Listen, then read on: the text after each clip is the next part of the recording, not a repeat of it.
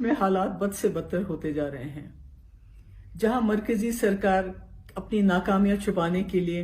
हिंदू मुसलमानों को आपस में लड़ाने का खेल खेल रही है और हिंदुओं को मुसलमानों को और मुसलमानों को हिंदुओं का सबसे बड़ा दुश्मन बना के पेश कर रही है, वहां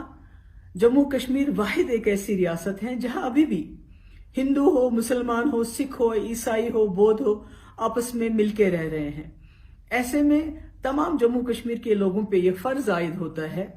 कि हम जो हमारे बीच में रहने वाले, चाहे वो कश्मीरी पंडित हो, चाहे हमारे सरदार भाई हो,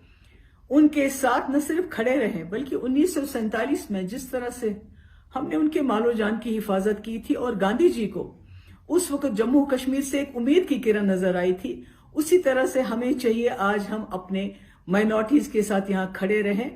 इसलिए मैं अपने तमाम लोगों से इल्तिजा करती हूं कि आज जुम्मे के दिन तमाम मस्जिदों में हिंदू मुस्लिम भाईचारे की हिफाजत की पुरजोर वकालत की जाए और साथ ही में जो जम्मू कश्मीर का जो भाईचारा है, जो जम्मू कश्मीर का जो इतिहास रहा है, जो हिस्ट्री रही है